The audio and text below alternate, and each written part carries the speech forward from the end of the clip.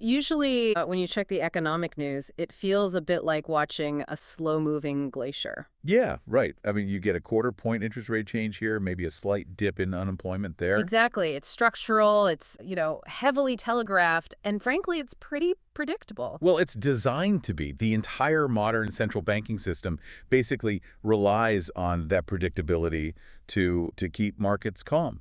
It's all about those marginal, tiny adjustments. But then you look at the landscape today, and that glacier is suddenly an avalanche. Oh, absolutely. I mean, gas prices are spiking, interest rates are completely frozen, and you've got politicians openly, aggressively clashing with central bank chairmen. It doesn't feel theoretical anymore. It feels chaotic, and it feels incredibly personal. Right, because when the theoretical mechanics of global finance actually collide with the reality of, say, geopolitical conflict and supply chain breakdowns, you feel it immediately. You feel it at the grocery store, and you certainly feel it at the gas pump. Yeah, and that is exactly why we are here. Welcome to today's deep dive. Our mission today is to basically shortcut your way to being incredibly well-informed about why the global economy feels so wildly unhinged right now. We are going to look under the hood of this current crisis, and more importantly, we are going to explore the two vastly different and sometimes completely contradictory toolkits that world leaders are desperately trying to use to fix it. And to do that, we have a massive stack of sources to synthesize today. We're Yes. looking at breaking March 2026 news from the BBC, some global policy coverage from The Guardian, and even some foundational textbooks on macroeconomic theory just to ground our discussion. Yeah, and we are also pulling from some highly opinionated analysis. So we've got a comprehensive policy report from the Center for American Progress, or CAP, alongside this critical economic analysis from the American Institute for Economic Research, AIER. Right. And because we're looking at such a wild mix of perspectives here, I mean, everything from left-leaning policy recommendations to right-leaning critiques of the current U.S. administration and central banking, I want to be crystal clear right up front. Yeah, very important point. We are not taking sides today. We aren't endorsing any viewpoints, and we certainly aren't passing political judgment. Our job is strictly and impartially to report on the mechanics of these arguments. We just want to see how the engine works, based entirely on the data in the source material. Exactly. It's all about unpacking the why and the how behind the headlines, regardless of the political lens. Okay, let's unpack this. We have to start with the breaking news that is directly impacting your wallet right now because, well, it sets the stage for everything else. According to a March 2026 BBC report, the U.S. Federal Reserve just voted to hold its key interest rate steady at a range of 3.5% to 3.75%. Yeah. And it has been stuck at that exact level since December. And that decision is causing shockwaves. But when you look at the underlying data the Fed is looking at, their hesitation actually makes perfect sense. Well, Fed Chair Jerome Powell explicitly cited a massive oil shock. This is being driven by the U.S.-Israel war with Iran.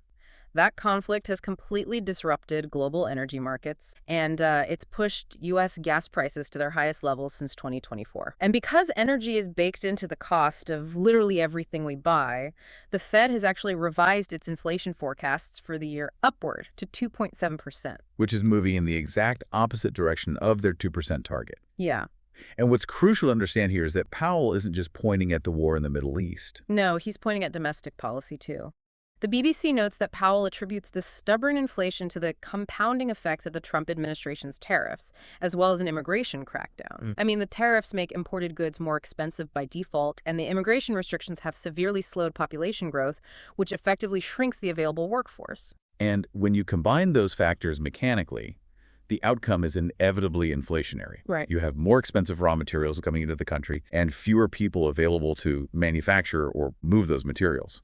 When labor is scarce, businesses have to pay higher wages to attract workers, and they just pass those higher wage costs directly onto the consumer. But this economic reality is violently colliding with political pressure. Oh, massively. The BBC reports that President Trump is heavily pressuring the Fed to slash borrowing costs immediately to juice the economy. Meanwhile, you've got senators throwing their weight around by threatening to block the confirmation of Powell's potential successor, Kevin Warsh, over a DOJ investigation into cost overruns. Yeah, it's a huge mess. And Powell is flat out refusing to step down from the board until the whole mess is resolved. I mean, it sounds like driving a car with one foot slamming the gas and the other slamming the brake. The Fed is holding rates high to break inflation, while the president is demanding rate cuts to hit the gas on the economy. That analogy perfectly captures the inherent agony of the Federal Reserve's dual mandate. The dual mandate, right? Yeah. By law, the Fed is tasked with two primary and often conflicting jobs: keep inflation low and stable, and keep unemployment as low as possible. Under normal circumstances, slowing down the economy to fight inflation by raising interest rates to make borrowing more expensive runs the very real risk of causing unemployment to rise.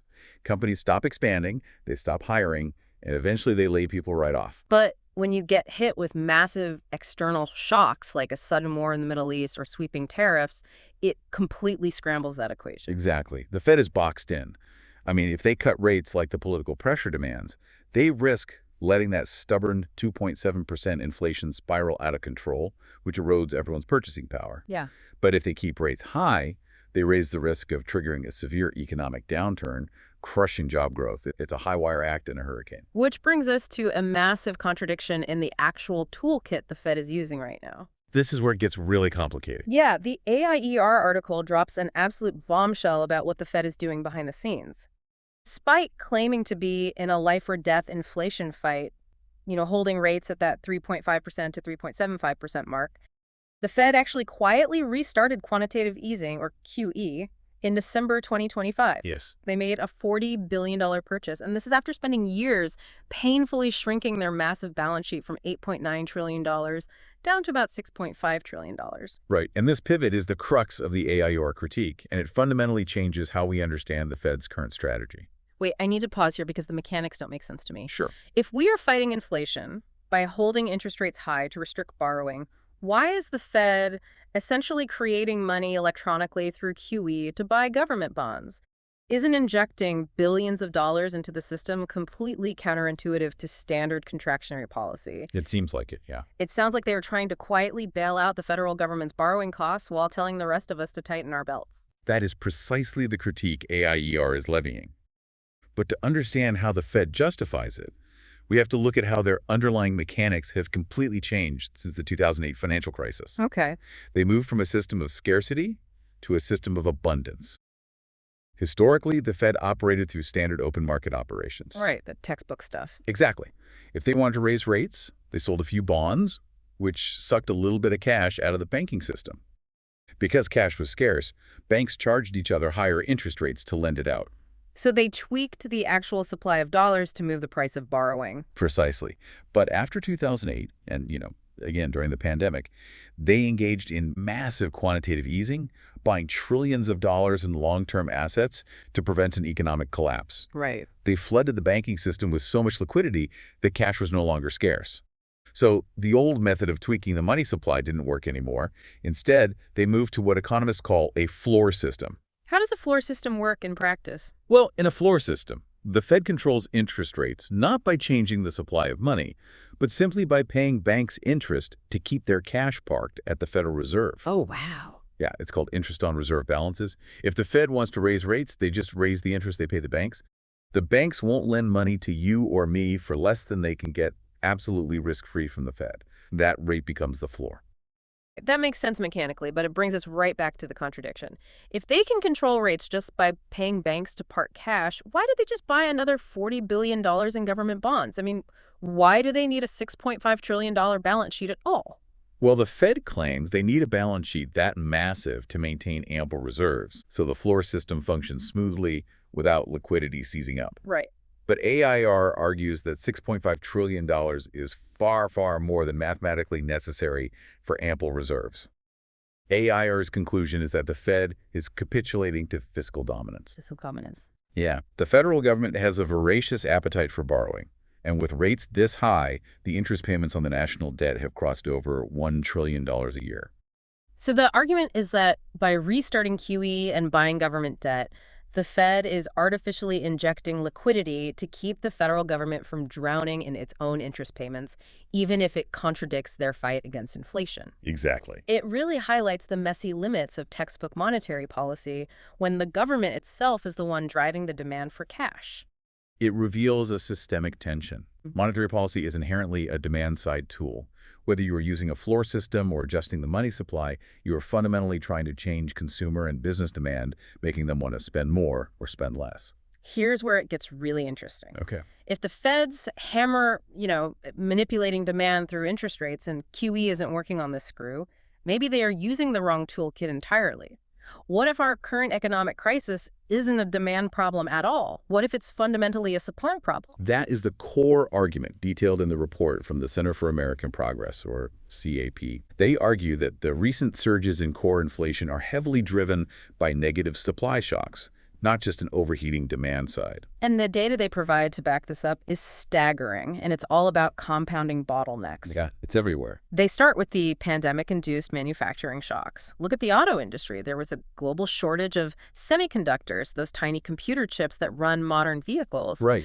Because of that single missing component, U.S. auto production was slashed by 28%. And the cascading effect of that is massive. When you can't build new cars, the demand doesn't disappear. It shifts to the used car market. Exactly. That scarcity alone drove up vehicle prices across the board so severely that it added 1.17% to the entire consumer price index, just from cars. It's wild. And then you layer on the geopolitical shocks. OPEC cutting crude oil production. The war in Ukraine completely disrupting the global supply of wheat, sunflower oil, and, the essential fertilizers needed to grow crops worldwide. It's an assault on the physical availability of goods. And labor is a massive piece of this physical supply puzzle as well. The CAP report highlights that the labor force participation rate dropped significantly due to COVID-19. Combine that with the immigration restrictions we discussed earlier, which effectively removed an estimated 2 million working-age immigrants from the U.S. labor pool. You are left with a structurally tight labor market where businesses simply cannot physically find enough human beings to do the work. But as CAP argues, there's another layer to this inflation, which is corporate behavior taking advantage of the chaos. Yes, the markups. Right. They cite data showing that non-financial corporate markups jumped to 8.7% in the recent recovery, compared to just 7.6% back in 2009. Basically, corporations are exercising market power to raise their prices significantly higher than their actual underlying cost increases. Well, the supply shocks provide the perfect cover for that behavior. Because everyone expects things to be expensive. Exactly. When every news headline is about a supply chain crisis, consumers expect higher prices. It becomes much easier for companies, especially those with significant market dominance, to pad their profit margins without facing a massive consumer backlash. Relying only on the Fed to fix this is like trying to fix a massive traffic jam by making cars more expensive to buy when the actual problem is a giant tree fallen across the highway. Making auto loans 8% doesn't move the tree. That analogy cuts right to the heart of the danger here. Using contractionary monetary policy, raising interest rates to solve supply shocks, is incredibly destructive. Yeah. The Fed cannot print semiconductor chips, they cannot lower the temperature of the oceans to fix crop yields, and they cannot magically transport grain out of a war zone. All they can do is make money more expensive to borrow. That's it. So when the Fed raises rates to fight supply-driven inflation, they aren't increasing the supply of goods, they're simply destroying demand. They are intentionally forcing the economy to slow down until everyday people are literally too broke to buy the scarce goods.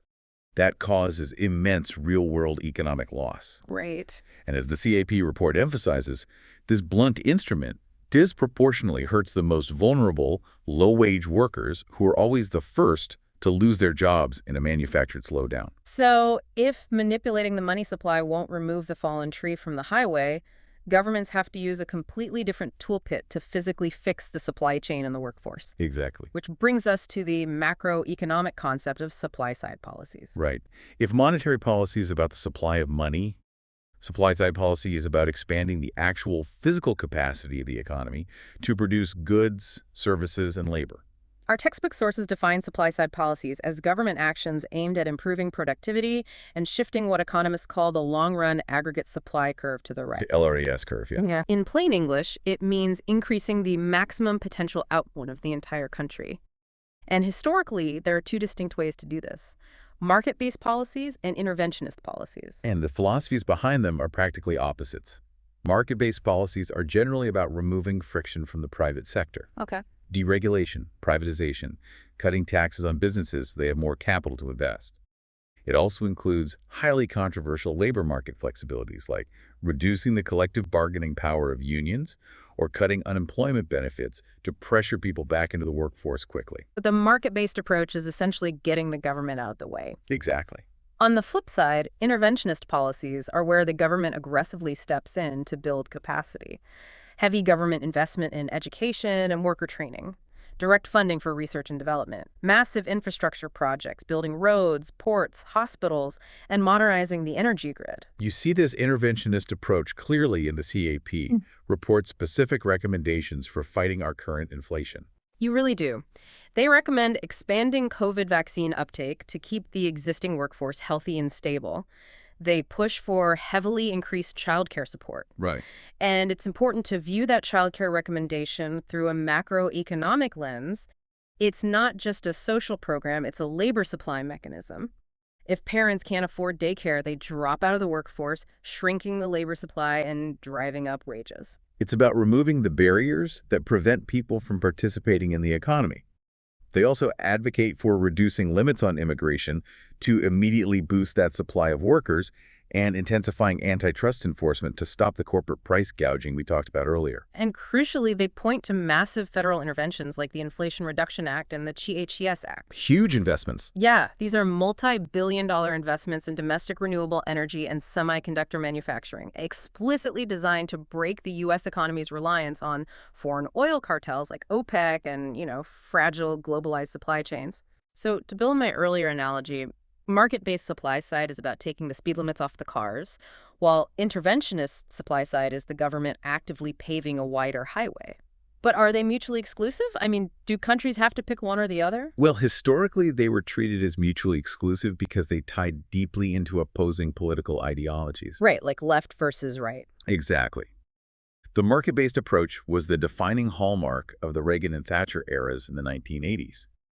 The interventionist approach aligns much more with Keynesian economics and historically left-leaning governments. Makes sense. But to stick with your analogy, modern economies absolutely require both.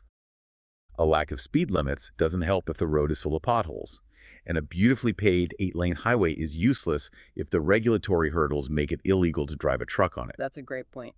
Businesses need the regulatory freedom to innovate, yes, but they also absolutely require the massive infrastructure, the educated workforce, the physical roads, the stable energy grids that only coordinated government intervention can provide at scale. Which perfectly sets up how this theory is playing out in reality right now. It's fascinating. We are currently watching two major global economies attempt massive, high-stakes supply-side makeovers, and they're blending these exact theories in real time, sometimes with chaotic results. Let's look at the friction in the UK first.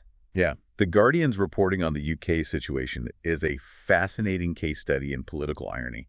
It really is. You have a newly elected Labour government, which is historically a staunchly left-wing interventionist party. The new chancellor, Rachel Reeves, is trying to implement what she calls modern supply-side economics, a theory championed by U.S. Treasury Secretary Janet Yellen. But to pull it off, Reeves is leaning heavily into distinctly market-based tactics. For example, she is aggressively rolling back local planning regulations to try and incentivize a massive private sector housing boom. She is intentionally trying to get the government out of the way to spur private construction, because the physical supply of housing is a massive bottleneck for economic growth. But she is simultaneously running into a massive fiscal wall. Reeves claims the previous conservative government left a staggering $22 billion deficit hole in the national budget. Wow. So, to balance the books, she is axing funding for massive interventionist public works, canceling public rail expansions and hospital rebuilding programs. You have a historically left-wing government adopting free market deregulation to spur growth, while actively canceling the physical building projects that actually expand the country's capacity because they are just out of cash. It completely exposes the glaring contradiction of supply-side policy in a constrained environment. You cannot claim your central mission is to grow the economy's physical capacity while simultaneously canceling the very infrastructure projects required to build that capacity. Now, contrast that friction in the UK with Germany, which our textbook sources outline as currently executing a massive coordinated structural reform with just a fire hose of funding. Germany is attempting to fire on both cylinders simultaneously. Yeah. On the market-based side, they've launched what they call a growth booster. They are slashing red tape, fundamentally accelerating corporate approval procedures, and permanently reducing electricity duties for their industrial sector to lower the friction of manufacturing. But on the interventionist side, the numbers they're putting up are just Staggering. Unbelievable numbers. They aren't canceling rail projects. They are spending 22 billion euros on modernizing their rail networks.